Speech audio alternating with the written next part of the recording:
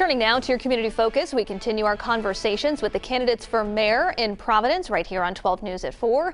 And today we're joined live via Zoom by Nirva LaFortune. She's the current city councilwoman for Ward 3 and also mayoral candidate. Thanks for joining us, Councilwoman. Thank you for having me.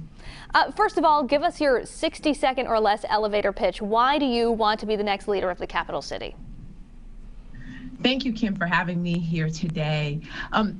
As many of you know, my name is Nirva LaFortune. I am a Providence resident. I am a product of Providence. I grew up here. I've been a councilwoman for almost 5 years now. I show up, I speak up, and I take action. Our city has many challenges, but there are wonderful things that are happening in our city. We need a leader who is going to prioritize the community, the people. We need a leader who's going to prioritize education to ensure that every single child in our city has access to a quality education. We need a leader who's going to ensure that we have a sustainable, resilient city and who's going to put Providence first. But more importantly, we need a leader with experience. And not only do I have the professional experience, but also the lived experience to serve the residents of Providence. One of the big topics of conversation right now in the capital city is the vaccine mandate for city workers that the current mayor implemented. Included in that group of city workers are, of course, police officers. And according to the most recent reporting from my colleague Steph Machado, there are 57 police officers who are still at risk of losing their jobs because they haven't gotten the COVID shot. You had previously said you would not support an ordinance to block their firing. Why? Well, I support the ordinance, the vaccination mandate, excuse me. I've been supportive of it from the very beginning. The way that the city has set it up is that the officers who are unvaccinated will have an opportunity to present documentation, or there is a process where they can ask for some sort of waiver or exception, whether it's a medical exception or it's a religious exception. The reality is that all our city workers should be protected. We have seen an influx of cases throughout the nation, right here in Rhode Island, and we're seeing an influx and spread in our capital city. So experts, medical experts are saying vaccinations are our first line of defense. So we should all be vaccinated and boosted. And I think it should start with our city employees and also our frontline workers. We want to make sure that they're protected as well.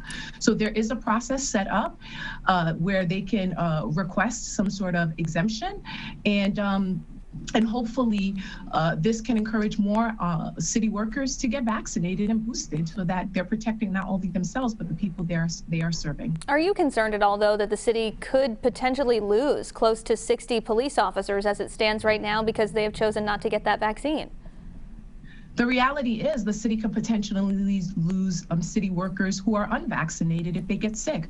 We're seeing the studies.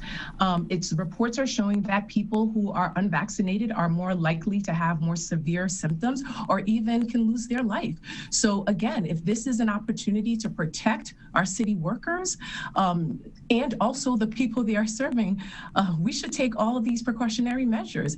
We've seen the impact of this pandemic on our economy, on our residents, the financial, the physical, the mental impact. So we have to set certain standards to ensure that everyone remains safe. And I know it's difficult, but we have to put our community first.